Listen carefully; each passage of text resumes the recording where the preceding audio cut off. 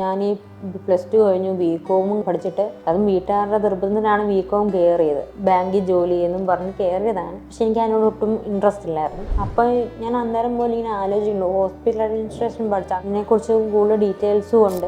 ഞാൻ 2024 അതിൽ pass out ആയത് ബികോം. അന്നേരമൊക്കെ ഞാനിത് അന്വേഷിക്കുന്നുണ്ടായിരുന്നു. എൻ്റെ അമ്മാവന് പ്രൊഫസറാണ്. അപ്പോൾ പുള്ളിക്കാരനോടൊക്കെ ചോദിച്ച്, അപ്പം പുള്ളിക്കാരന് ഇതുപോലെ നല്ല അഭിപ്രായമാണ് എന്നൊക്കെ പറഞ്ഞപ്പോൾ ഞാൻ ഇതുപോലെ ചേട്ടനോട് കാര്യം പറഞ്ഞു. ചേട്ടൻ പറഞ്ഞു, എന്നാൽ കുഴപ്പമില്ല, ഞാൻ നോക്കിയിട്ട് അന്വേഷിച്ചിട്ട് പറയാമെന്ന് പറഞ്ഞു.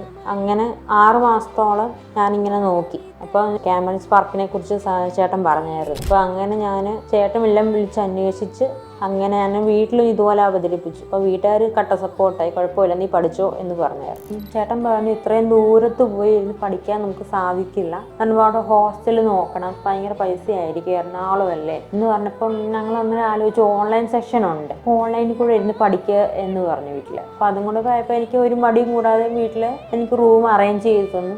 വീട്ടിൽ ഇരുന്ന് തന്നെ ഞാൻ പഠിച്ചു. സാറുമാരായാലും ടീച്ചേഴ്സായാലും നല്ല സപ്പോർട്ടായിട്ട് പഠിപ്പിക്കുന്നു. എന്തെങ്കിലും സംശയം ഉണ്ടെങ്കിലും നമുക്ക് അവരോട് തീർക്കാം. അവരായാലും നല്ല ഫണ്ണി ആയിട്ടാണ് നമ്മൾ പഠിപ്പിക്കുന്നതും ഒക്കെ ചെയ്യുന്നത്. ഇടയ്ക്കിടയ്ക്ക് എക്സാമുകൾ എനിക്ക് നല്ല നല്ല ഓർമ്മകളെ എനിക്ക് ഇവിടുന്ന് കിട്ടിയിട്ടുള്ളൂ. നല്ല എക്സ്പീരിയൻസ് ആയിരുന്നു.